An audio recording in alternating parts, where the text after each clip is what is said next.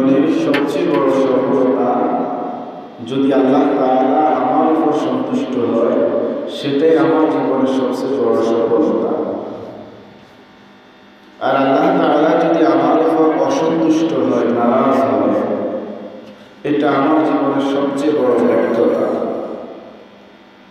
আল্লাহ তাআলা আমার উপর সন্তুষ্ট এবং অসন্তুষ্টের উপর ভিত্তি হবে আমার পরকালীন নাজাত অথবা আযাব। আমার পরকালীন জীবনের শান্তি অথবা শাস্তি, এটা আল্লাহ তাআলার সন্তুষ্টি এবং অসন্তুষ্টির উপর নির্ভর করে। সুতরাং আমি যে দুনিয়ার জীবনে বেঁচে আছি, আল্লাহ তাআলা যে আমাকে লালন এবং পালন করছেন, সেই লালন পালনে আল্লাহ তাআলার কতটুকু শুকরিয়া কৃতজ্ঞতা বন্দেগী করে তার সন্তুষ্টি অর্জন করতে পেরেছি, এটাই হবে আমার জীবনের মূল আলোচনা, মূল বিষয়বস্তু।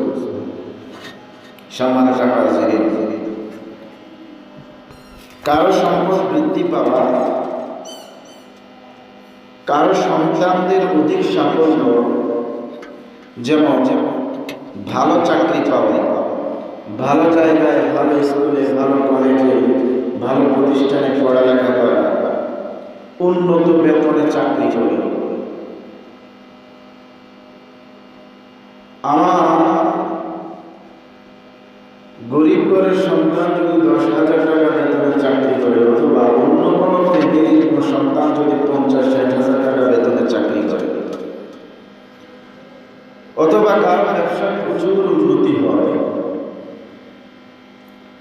এগুলো দেখে আমরা মন্তব্য করি যে আল্লাহ তাআলা বলা হয় ওই মানুষটার উপরে সন্তুষ্ট।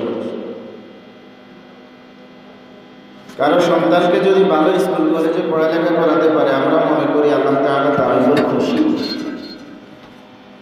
কারো সন্তান যদি ভালো বেতনে চাকরি পায়, চাকরি করে, সুখে শান্তিতে দিন কাটায় পরিবার পরিজনকে নিয়ে, আমরা মনে করি আল্লাহ তাআলা তার উপর খুশি। কেউ যদি সুন্দরী মেয়ে বিয়ে করে, আমরা মনে করি আল্লাহ তাআলা তার উপরে খুশি। কেউ যদি একটা জায়গা জমি কিনতে পারে, আমরা মনে করি আল্লাহ তাআলা তার উপর সন্তুষ্ট, তার উপরে খুশি। আসলে কি আমরা চিন্তা করি যে আমি এত নামাজ পড়ি, এত রোজা রাখি, এত ইবাদত করি, আমার জীবনে এগুলো ঘটে না, আসে না। ওই লোকটা মাঝে মাঝে 2-1 ওয়াক্ত নামাজ পড়ে, তার জীবনে এত সাফল্য, নিশ্চয়ই আল্লাহ তার উপরে খুশি। আমি নামাজ পড়লেও আমার উপরে আল্লাহ কি নয়, খুশি নয়, সন্তুষ্ট নয়। এখন আল্লাহ তাআলার সন্তুষ্টি কি এগুলোর উপরে নির্ভরশীল। কারো ছেলে ভালো বেতনে চাকরি করে বলেই কি আল্লাহ তাআলা তার উপরে সন্তুষ্ট? কোনো ব্যক্তি ব্যবসায় ভালো উন্নতি করেছে বলেই কি আল্লাহ তাআলা তার উপরে সন্তুষ্ট? কোনো ব্যক্তি একসময় জায়গা জমি ছিল না, বর্তমানে প্রচুর জায়গা জমির মালিক হয়ে গেছে, তাই বলে কি আল্লাহ তাআলা তার উপরে সন্তুষ্ট? কোনো ব্যক্তি একসময় শ্রমের ঘরে কাজ করত, এখন 2-তলা 3-তলা 5-তলা বিল্ডিংয়ের মালিক হয়ে গেছে, এই ব্যক্তির উপরেই কি আল্লাহ তাআলা সন্তুষ্ট? যদি আল্লাহ তাআলার সন্তুষ্টি এরকম সাফল্যের উপরে নির্ভর করত, যদি আল্লাহ তাআলার সন্তুষ্টি এরকম সাফল্যের উপরে নির্ভর করত, তাহলে পৃথিবীতে যারা ইহুদি, যারা নাস্তিক, ওরা কিন্তু সবচেয়ে বেশি আল্লাহর সন্তুষ্টির কাতারে চলে যেত। খেয়াল করেন, যারা বিমান বানাইছে, হেলিকপ্টার যারা বানাইছে, ওরা অমুসলিম। কম্পিউটার যারা আবিষ্কার করেছিল, ওরা অমুসলিম। মোবাইল আবিষ্কার করে যারা কোটি কোটি টাকা ইনকাম করেছে, ওরা অমুসলিম। বিশ্বের সবচেয়ে বড় বড় বিশ্ববিদ্যালয় যেগুলো, এগুলো সব অমুসলিম দেশে। আর বর্তমান বিশ্বের ভিতরে অন্যতম ধনী রাষ্ট্র যেগুলো পাওয়ারফুল ম্যাগনেট, আপনার যেগুলো অত্যন্ত ক্ষমতাশীল যে দেশগুলো, ওগুলো অধিকাংশ ইহুদি বেদিয়া রাষ্ট্র। তো সাফল্য যদি টাকা পয়সায়, জায়গা জমি, উন্নত চাকরি, উন্নত পড়ালেখার ভিতরে আল্লাহ সন্তুষ্ট হতো, তাহলে বোঝা কি যায় না ফ্রান্স, ইটালি, এই সমস্ত ইহুদি যারা, খ্রিস্টান যারা, তাদের উপর আল্লাহ বেশি সন্তুষ্ট না? এমনটা নয়। আল্লাহ তাআলার সন্তুষ্টি কিসে, কোন কাজে আল্লাহ তাআলা সন্তুষ্ট হয় এবং আমি কি সেই কাজ করতে পারছি কিনা, আল্লাহ তাআলা কি আমার উপর সন্তুষ্ট কিনা, এটা বোঝার জন্য কোরআনের কিছু নিদর্শন আছে না? কথা বলেন, আছে কিনা? কোরআন থেকে আমাদেরকে বুঝতে হবে যে আল্লাহ তাআলা কোন কাজে, কি কাজে সন্তুষ্ট হয় এবং আমি কি আল্লাহ তাআলার সন্তুষ্টের কাতারে আছি কিনা। আল্লাহ তাআলা খুশি যে সমস্ত বান্দাদের উপর হন, আমি কি সেই বান্দাদের কাতারে শামিল হতে পেরেছি কিনা, এটা বোঝার জন্য কোরআনের কিছু, হাদিসের কিছু সুস্পষ্ট ধারণা দেওয়ার মতো সুযোগ রয়েছে। আল্লাহ তাআলা যদি আমাদেরকে তৌফিক দান করে, আমরা তদ অনুযায়ী কিছু কথা শোনা, তার উপরে আমল করার জন্য আল্লাহ তাআলা আমাদেরকে ব্যবস্থা করে দেন, তৌফিক দান করে, সকলে বলি আমিন। সম্মানিত হাজিরিন, আসুন আল্লাহ তাআলা আপনার প্রতি, আমার প্রতি সন্তুষ্ট কিনা, এগুলো বোঝার জন্য কিছু চিহ্ন রয়েছে, কিছু উপায় আছে। সবচেয়ে বড় কথা হলো আল্লাহ তাআলা যার উপরে বেশি সন্তুষ্ট হয় তাকে বেশি ইবাদত করার সুযোগ দেন। সুবহানাল্লাহ। সবচেয়ে বড় কথা আপনার প্রতি যদি আল্লাহ সন্তুষ্ট থাকে, আপনাকে আপনার ইবাদতের প্রতি স্পৃহা বেড়ে যাবে। আপনার প্রতি যদি আল্লাহ সন্তুষ্ট থাকে, এটা প্রমাণ করার জন্য আপনি নামাজের জন্য বিপুল থাকবেন। আল্লাহু আকবার। কারণ একজন ইমানদারের সাফল্যটা দুনিয়ার জন্য মুখ্য নয়, একজন ইমানদারের মুখ্য সাফল্য হলো আখিরাত। কোন জায়গা? আখিরাত হলো একজন ইমানদারের সবচেয়ে বড় সাফল্য, ঠিক না? আপনি দুনিয়ার জীবনে সুখ করলেন কিন্তু আখিরাতে সুখ পেলেন না, এটার নাম কিন্তু সফলতা নয়, ঠিক না? আমরা যারা মাদ্রাসায় পড়ালেখা করি, আমরা যারা কোরআন হাদিস রিসার্চ করি, কোরআন হাদিস পড়ি, কোরআন হাদিস থেকে কিছু জানার চেষ্টা করি, যারা ইংলিশ মিডিয়ামে পড়ালেখা করে, যারা বড় বড় বিশ্ববিদ্যালয়ে পড়ালেখা করে, যারা বাংলাদেশের প্রগতিশীল নাগরিক হয়, যারা বাংলাদেশের সুশীল সমাজ গড়ে তুলবে, ওরা আমাদেরকে বলে যে যারা মাদ্রাসায় পড়ে এদের ভবিষ্যৎ অন্ধকার। এদের ভবিষ্যৎ কি? অন্ধকার। খেয়াল করে আমাদেরকে বলে যে আমাদের ভবিষ্যৎ নাকি অন্ধকার। এখন ওরা ভবিষ্যৎ বলতে কি বুঝে কথা বলে থাকে। ওদেরকে যদি প্রশ্ন করা হয় যে ভাই ভবিষ্যৎটা কি, বলে যে তুমি এখনো বিয়ে করো নাই, বিয়ে করবে, তোমার ছেলে ফুলে হবে, ওদেরকে মানুষ করা লাগবে, 2-4 দিন একটু শান্তিতে দুনিয়াতে কাটাইবা, এটাই তো তোমার সামনের ভবিষ্যৎ। ওরা ভবিষ্যৎ বলতে এটাই বুঝে, ঠিক না? কথা বলে ওরা ভবিষ্যৎ বলতে কি এটাই বুঝে, কিন্তু আমরা তো ভবিষ্যৎ বলতে এটা বুঝি না। আমরা বুঝি যে দুনিয়াতে যতদিন আছে এটা হলো বর্তমান। দুনিয়াতে যতদিন আছে এটা কি বর্তমান। আমাদের ভবিষ্যৎ জীবন শুরু হয় মৃত্যুর পরে। সুবহানাল্লাহ। আমাদের ভবিষ্যৎ জীবনটা শুরু হবে কখন? মৃত্যুর পরে।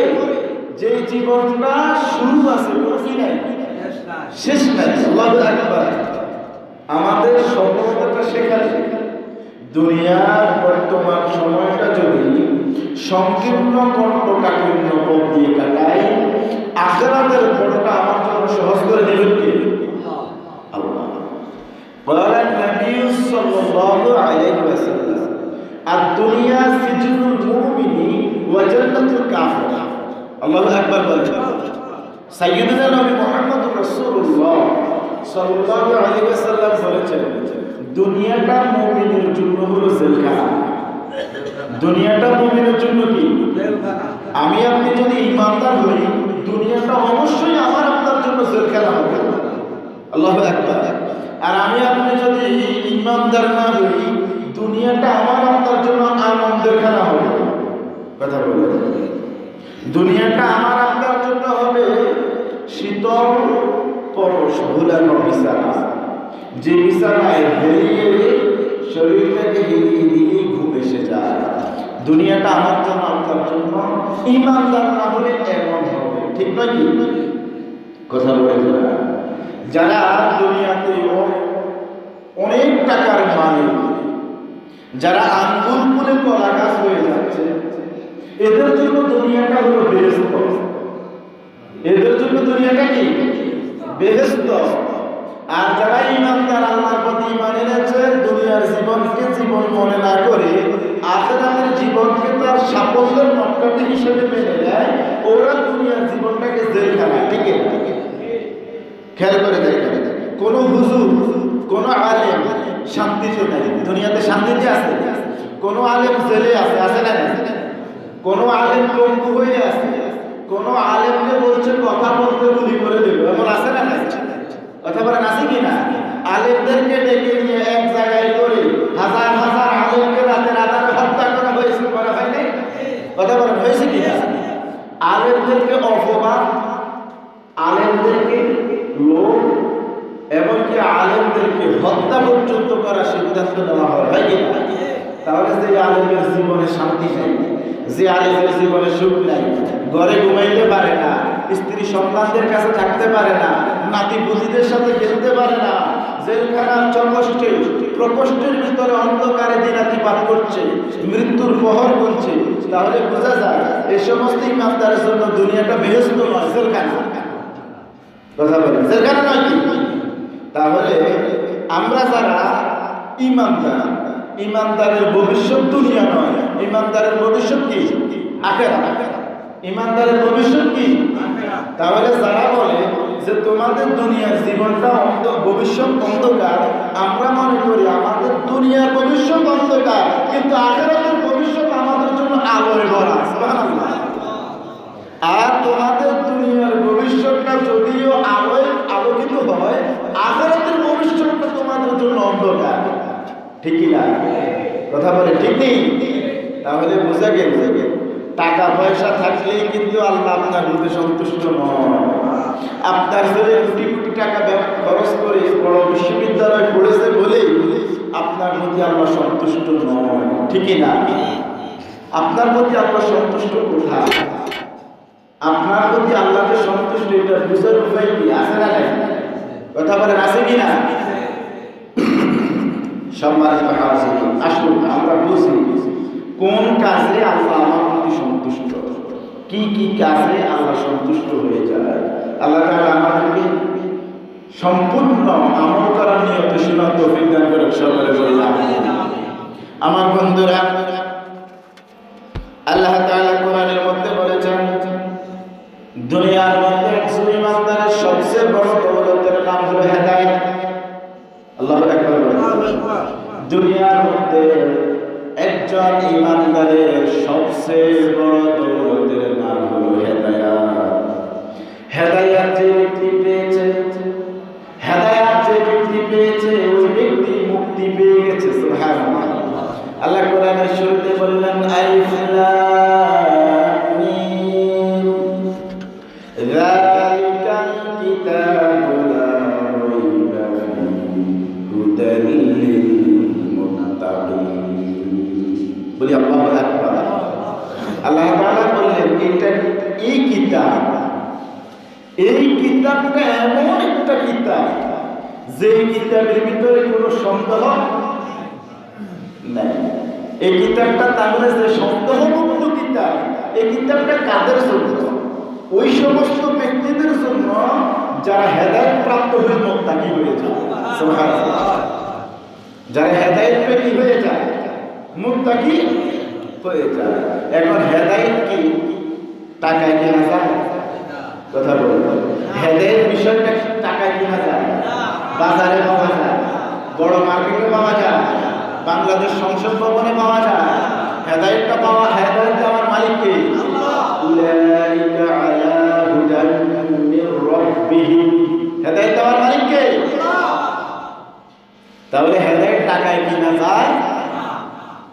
আর একজন ইমানদারের সবচেয়ে বড় দৌলতের নাম হলো হেদায়েত। মাইয়াহদিহিল্লাহু ফালা মুদিল্লা লাহু ওয়া মান ইউদ্লিলহু ফালা হাদিয়া লাহু। আল্লাহ যাকে পথ দেখায়, হেদায়েত মানে হলো পথ দেখানো। হেদায়েত মানে কি? পথ দেখানো। খেয়াল করে, তাহলে হেদায়েত মানে পথ দেখানো। এখন আমার আপনার হেদায়েত যেটা, সেটা আল্লাহর পক্ষ থেকে, আর নাস্তিক মুরতাদ বেঈমানদের হেদায়েত যেটা, সেটা শয়তানের পক্ষ থেকে। খেয়াল করে, পথ পৃথিবীতে হাজারো পথ আছে, আছে না? হাজারো পথ আছে, সব পথগুলো পাকা পথ। একটা পথ আছে সোজা পথ, ওই পথটা আল্লাহ। সুবহানাল্লাহ বলেন। খেয়াল করে, জান্নাতের পথের নাম হলো সোজা পথ। জান্নাতের পথ কি? সোজা। জান্নাতের পথ কি? সোজা। আর জাহান্নামের পথ হলো বাঁকা। জাহান্নামের পথ কি? বাঁকা। আমরা বলি না ইহদিনাস সিরাতাল মুস্তাকিম, আমাদেরকে সহজ সরল সোজা পথ দেখায়। আল্লাহু আকবার বলেন। আমরা বলি আমাদেরকে সহজ সরল সোজা পথ দেখা। কাকে বলি? তাহলে পথ দেখানোর মালিক কে? আল্লাহ। আল্লাহ। আচ্ছা বলে তো, ইব্রাহিম আলাইহিস সালাতু ওয়াস সালাম যখন নমরুদের কাছে যাইয়া বলিল, আমি এমন এক রবের ইবাদত করি, তুমি যে রবকে মানো না, আমার রবকে তুমি মেনে নাও। ইব্রাহিম বলছে না? আর তখন নমরুদ বলেছে, তুমি এমন কোন রবের ইবাদত করো আমি ছাড়া? আমি তো তোমাদের রব। কে বলেছিল? নমরুদ। কে বলেছে? নমরুদ। ইব্রাহিম বলল, না, আমার রব আকাশের মালিক, জমিনের মালিক, যিনি হায়াত দিতে পারে মৌত, কথা বলে, যিনি হায়াত দিতে পারে মৌত পারে কি না? নমরুদ বলল, আমিও তো পারি। কেমনে পারো? জেলখানা থেকে দুটো লোক নিয়ে আসো, মৃত্যুদণ্ডপ্রাপ্ত আসামি, একটাকে কোপ দিয়ে কল্লা আলাদা করে মেরে ফেললে, মেরে মুখ দিলাম, আরেকটা ছেড়ে দিয়ে বললে মেরে জীবন দিলাম। এবার ইব্রাহিম বললেন, আমার রক্ত প্রতিদিন সূর্যটা পূর্ব দিক থেকে উঠা পশ্চিম দিকে ডুবা, তুমি যদি রব হয়ে থাকো, আগামীকালে সূর্যটা পশ্চিমে উঠেইয়া পূর্বে ডুবাই। আল্লাহু আকবার বলেন। ফালাম্মা রাআ শামসা বাযিগাতান ক্বালা হাযা রাব্বী হাযা আকবার। নমরুদ আত্মসমর্পণ, কারণ যদিও পাইসালি হায়াত মৌত করতে পারছে, সূর্য উঠানো নিয়ে তার পাইসালি আর চলে, কথা বলে, চলে চলে। নমরুদের এই সিস্টেমটা বড় করবে দাজ্জাল। খেয়াল করবে, দাজ্জালের ডান হাতে থাকবে জান্নাত, বাম হাতে থাকবে জাহান্নাম। থাকবে কি না? সে আল্লাহ রাসূল বলেছেন, তার ডান হাতে যদি তুমি জান্নাত দেখো, বুঝবে ওইটা আসলে জাহান্নাম। আর তার বাম হাতে যদি জাহান্নাম দেখো, তুমি মনে করি ওইটা জান্নাত। সুবহানাল্লাহ বলেন। তাই দাজ্জাল আমাকে আপনাকে জান্নাত জাহান্নামে নিবে না। তার ডান হাতে বাম হাতে জান্নাত জাহান্নাম থাকবে কি না? যদিও সেটা বিপরীত, যদিও সেটা কি বিপরীত।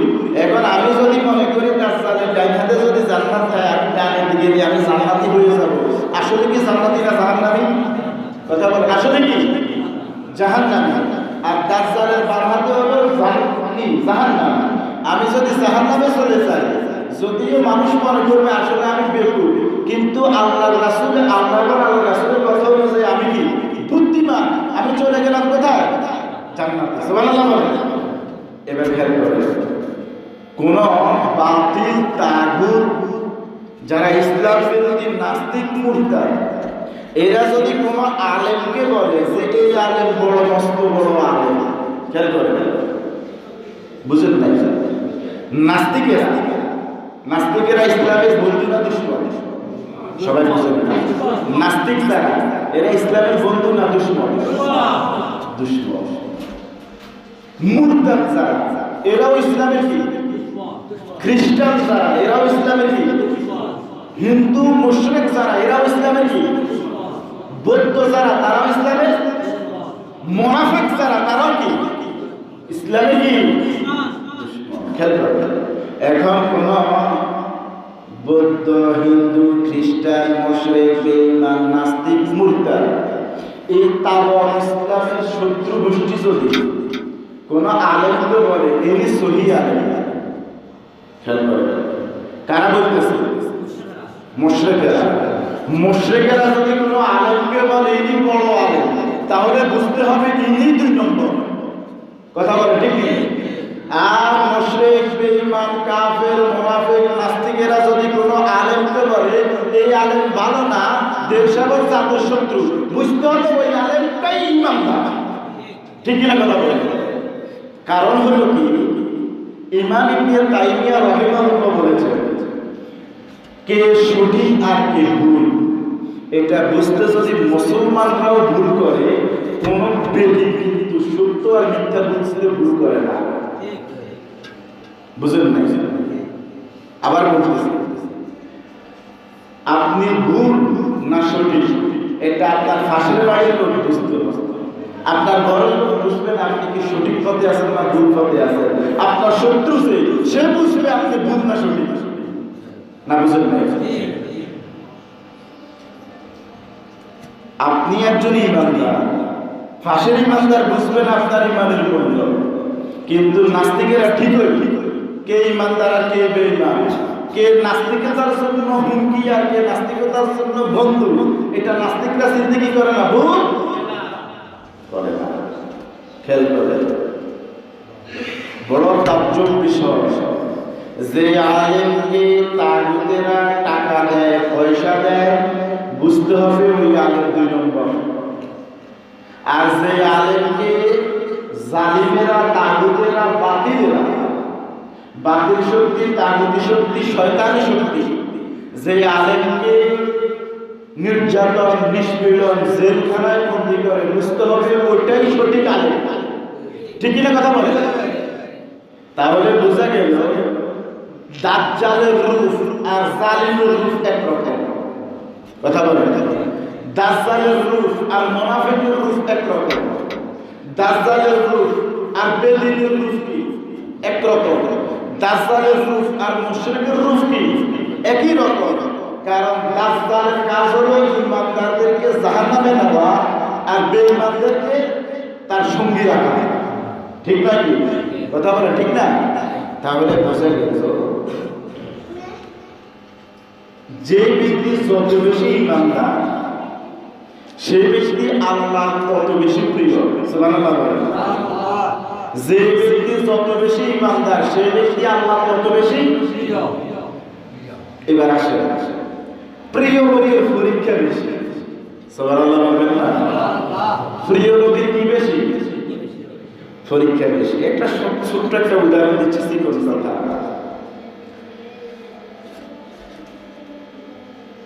এক স্ত্রী তার স্বামীকে প্রচন্ড ভালোবাসে। এখন স্বামী তারা ছাড়া অন্য কাউকে ভালোবাসে কিনা এটা একটু পরীক্ষা করতে। খেয়াল করা, স্ত্রী তার স্বামীকে পরীক্ষা করতেছে যে এই স্বামী আমি ছাড়া অন্য কেউ তার মনে আছে কিনা। এটার জন্য স্ত্রী একটা চিঠি লিখছে। কি লিখছে? চিঠি লিখছে। চিঠি লিখে বলতেছে আমি কয়েকদিন যাবত লক্ষ্য করতেছি তুমি আমাকে আগে মতো আর বেশি ভালো বাসো না। সুতরাং তোমার এই ঘরে থেকে আমি তোমার এই ধরনের দ্বিমুখী আচরণের মুখোমুখি আর হতে চাই না বলে জীবনের শেষ লক্ষ্যে তোমাকে ইতি বলে আমার জীবনের শেষ কান্না। আমি তোমার জীবন থেকে দূরে সরে যাচ্ছি। খেয়াল করবে। এই বলে স্ত্রী চিঠিটা টেবিলের উপরে রেখে খাটের নিচে লুকিয়েছে। কোথায় লুকিয়েছে? খাটের নিচে। কথা বলে লুকিয়েছে কোথায়? খাটের নিচে লুকিয়েছে। স্বামী বেচারা কাজ শেষ করে আসলে স্ত্রীকে ডাকলেন, কোনো আলাপ নাই। তখন তিনি ঘরে ঢুকলেন, টেবিলে চোখ পড়লো, চিঠিটা কি? চিঠিটা দেখলেন, দেখে পড়লেন। পড়ার পরে তিনি পকেট থেকে মোবাইল বের করলেন। খেয়াল করে, পকেট থেকে মোবাইল বের করলেন, বের করে বললেন আজকে আমার ঘর থেকে আপদ দূর হয়েছে। আপদ আজকে আমার জীবন থেকে কি দূর হয়ে গেছে। সুতরাং তোমার সাথে থাকতে আমার আর কোনো অসুবিধা নাই। যেটার কারণে এতদিন তোমার ঘরে আনতে পারি না, ওটা আজকে নিজ থেকে আমার ঘর থেকে কি চলে গেছে।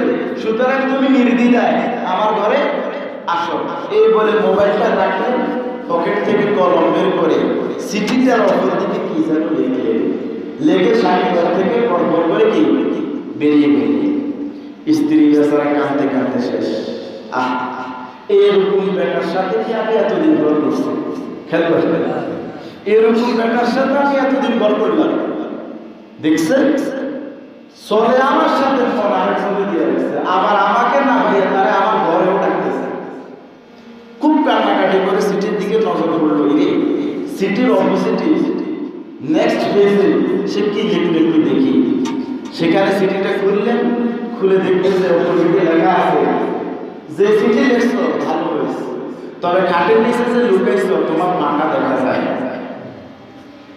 তুমি যে খাটের নিচে লুকাইছো তোমার কি দেখা যায়? পা দেখা যায়। সুতরাং তুমি উঠো, বের হয়ে আসো, আমি বাজারে যাই, ডিম আনতেছি, ডিম আনলে রান্না করবে, তুমি চলে মিলে খাবো। দেখার পরে যার প্রতি যার ভালোবাসা যত বেশি তাকে তত বেশি পরীক্ষা করে। কথা বলে ঠিক নেই? আপনার স্ত্রী যদি আপনাকে ভালোবাসে বেশি, দেখবেন আপনাকে সন্দেহ করবে বেশি। কথা বলে ঠিক নেই? তাহলে ঘরের স্ত্রী যদি আপনাকে এত ভালোবাসার পরে এত সন্দেহ করে, এত পরীক্ষা করে, যে আল্লাহ আপনাকে ভালোবাসে সেই আল্লাহকে আপনাকে পরীক্ষা করবে না? কথা বলে করবে কিনা? তাহলে বোঝা গেল যে ব্যক্তি যত বড় ইমানদার হবে, আল্লাহ যত কাছের হবে, আল্লাহ তাকে তত বেশি পরীক্ষা করবে। সুবহানাল্লাহ বলেন। তাহলে বোঝা গেল আর দুনিয়া সিজনুল মুমিন ওয়া জান্নাতুল কাফির। দুনিয়া ইমানদারের জন্য জেলখানা, কাফেরের জন্য বেহেশতখানা। তাহলে ইমানদার এখানে পরীক্ষা দিবে। ইমানদার এখানে কি দিবে? আল্লাযী খালাকাল মাউতা ওয়াল হায়াতা লিয়াবলুয়াকুম আইয়ুকুম আহসানু আমালা। আল্লাহ তাআলা দুনিয়ার জীবনে সর্বপ্রথম শিখাইলেন মওতের কথা। আল্লাযী খালাকাল মাউত, আমাদেরকে আগে মওতের কথা স্মরণ করে দিচ্ছেন। বান্দা হায়াত তো দিছি, তবে মওতটা আগে এই কথা জেনে রাখো, হায়াত শেষ হবে, মওত হবে। হবে কি না? এজন্য হবে, এজন্য দিলাম দুনিয়ার জীবনে তুমি কি ভালো কাজ করছো, কি কাজ করছো সেটা পরীক্ষা হবে। ওটা কি হবে? তাহলে বোঝা গেল কামার ছাড়া তাদেরও পরীক্ষা আছে না নাই? সামার ছাড়া তাদেরও পরীক্ষা আছে, আলেমের পরীক্ষা আছে, জালেমের পরীক্ষাও আছে না নাই? আপনি অদিল্লা বদিল্লা যাও না কেন, আপনার পরীক্ষা আছে। ইমানদার দাবি করলে তার জীবনে কি আছে? এবার পরীক্ষার মাত্রাটা ইমানদারের স্কেল অনুযায়ী হবে। সুবহানাল্লাহ বলেন। আপনার ইমান যদি 10 নম্বরের ইমান হয়, আপনার পরীক্ষা 10 নম্বরের হবে। আপনার ইমান যদি 100 নম্বরের ইমান হয়, আপনার পরীক্ষা 100 নম্বরের হবে। আল্লাহু আকবার। দুনিয়ার মধ্যে অন্যতম ইমানদার ছিলেন নবী ইব্রাহিম, ঠিক না? নবী ইব্রাহিম অন্যতম ইমানদার হওয়ার কারণে তাকে আগুনে পড়া লাগছে। কথা বলা লাগছে কি? তাইলে বোঝা গেল নবী ইব্রাহিমের ইমান তাকে আগুনে ফেলছে, পরীক্ষা। তাইলে আমার আপনার ইমান এখনো আমাকে এই ধরনের কঠিন পরিস্থিতিতে পড়া লাগে নাই। তাহলে বোঝা গেল ইব্রাহিমের তুলনায় আমার ইমান 1000 গুণ নিচে, ঠিক না? কথা বলেন ঠিক নেই? এবার বলেন তো, ইব্রাহিমের পরে অনেক নবী আসছে, আসছে কি না? সাইয়্যিদুনা নবী মুহাম্মদ রাসূলুল্লাহ সাল্লাল্লাহু, তিনি শেষ নবী। তিনি কি নবী? শেষ নবী। তারপরে আর কোনো কি নাই? নবী নাই। নবী কারীম সাল্লাল্লাহু আলাইহি ওয়াসাল্লাম কালেমার দাওয়াত নিয়ে জমিনে যখন দাওয়াত প্রচার করতেছে, বাতিলের গায়ে লাগছে কি না? তিনি বাংলাদেশের সমাজে আসলেন, তিনি বললেন আমি মূর্তির বিরুদ্ধে জিহাদ করার জন্য এসেছি। আল্লাহু আকবার। কিসের বিরুদ্ধে? মূর্তির বিরুদ্ধে। কারণ হলো কি জানেন? যে মূর্তিকে ইহুদ মুশরিক হিন্দুরা মনে করে দেবতা, ঠিক না? কথা বলেন ঠিক? যে মূর্তিকে হিন্দুরা বলে দেবতা, যে মূর্তিকে বাংলা ভাষায় বলা হয় ভাস্কর্য। কথা বুঝলেন? যেই মূর্তিকে হিন্দুরা দেবতা বলে, সেই মূর্তিকে বাংলা ভাষা কি বলে? ভাস্কর্য। কথা বলে বুঝুন না, ভাস্কর্য আর মূর্তির ভিতরে পার্থক্য কি? আপনারা বাজারে গেছেন, একজনে বলল ভাই দেরিয়াই বাজার থেকে বড় একটা কদু এনেছি, কদুর দাম 80 টাকা। কয় টাকা? আরেকজন বলল আমি পালপাড়া বাজার থেকে একটা লাউ এনেছি, লাউ দাম 80 টাকা। বলেন তো লাউ আর কদুর কোনো ডিফারেন্স আছে? কথা বলেন আছে? লাউ আর কদুর মধ্যে কোনো পার্থক্য নাই। আরেকটা উদাহরণ, আপনি বিয়ে করে ঘরে বউ এনেছেন, নতুন বউ। আরেকজন বললেন না বেটা আমি বিয়ে করে বউ বানিয়ে স্ত্রী এনেছি। ডিফারেন্স আছে? কথা বলেন আছে? এটাও বাড়ি। সকালবেলা ঘুম থেকে ওঠার পরে আপনাকে একজন প্রশ্ন করলো আপনার মেয়েটাকে ছেলেটাকে আজ দেখতেছি না, কোথায় গেল? বললো যে নানার বাড়ি। কোথায় গেছে? নানার বাড়ি। আপনার স্ত্রী ওর বাপের বাড়ি। আপনি কোথায় চলতেছেন? তো আমি আমার একটু শ্বশুর বাড়ি যাব। বাড়ি তিন জায়গায়। কথা কয় জায়গা?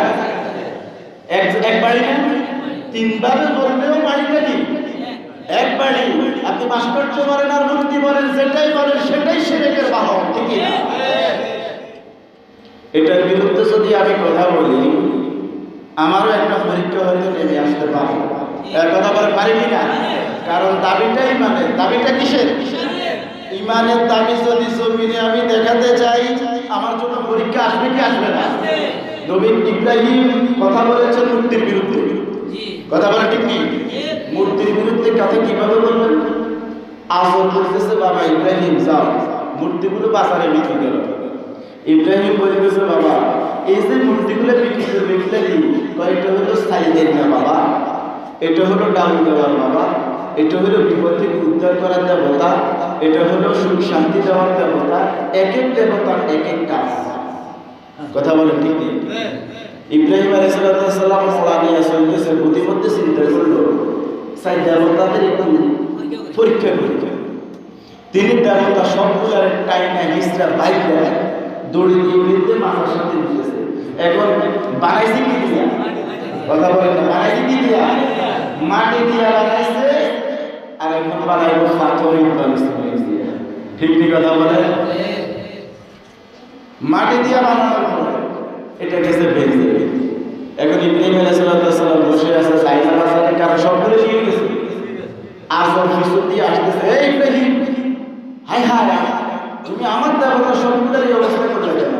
কয় আব্বা এক দেবতা আরেক দেবতার আমার শক্তি বেশি, ওইটা আমার শক্তি বেশি। লাগছে কি নাকি একটা কাজ আমার কিছু খুশি। কথা বলে একটা ঠ্যাং বাঁধছে আর একটা হাত বাঁধছে, কি যে কি নাকি আমি দূরে বসে বসে সব দেখতেছি। আসর বলতেছে জায়গা দাও না। তো এই যে এগুলো কি কথা বলতে পারে না, এগুলো শক্তি আছে না কোনো কিছু আছে? যে জিনিসের শক্তি নাই, যে জিনিস কথা বলতে পারে না, পড়ে গেলে নিজেকে বাঁচাইতে পারে না, সেই জিনিস মানুষের খোদা হয় কেন? আল্লাহু আকবার। তাহলে ইব্রাহিম ছিলেন মূর্তির বিরুদ্ধে। আর আমাদের জাতির পিতার নাম ইব্রাহিম। আমাদের জাতির পিতার নাম কি? মিল্লাত আবিকুম ইব্রাহিম হুয়া সাম্মাকুমুল মুসলিমিন। বলি আল্লাহু আকবার। আমরা ইব্রাহিমের মিল্লাত, ইব্রাহিমের জাতি, ইব্রাহিমের উম্মত। সুবহানাল্লাহ বলেন। আমরা যে মুসলিম এই নাম রাখছি ইব্রাহিম। আল্লাহু আকবার। আমাদের মুসলমান নাম রাখছে কে? ইব্রাহিম। লা শারীকা লাহু ওয়া বিযালিকা উমিরতু ওয়া আনা আউয়ালুল মুসলিমিন। আমার কাছে কোনো শিরক নাই, আমি প্রথম মুসলমানদের অন্তর্ভুক্ত। সুবহানাল্লাহ। তাহলে বোঝা গেল ইব্রাহিম যখন মূর্তির বিরুদ্ধে কথা বলছে তার পরীক্ষা শুরু হয়ে গেছে, ঠিক কি? তারা বানাইছে আগুনের মধ্যে। কিসের মধ্যে? قلنا يا نار كوني بردا وسلاما على إبراهيم।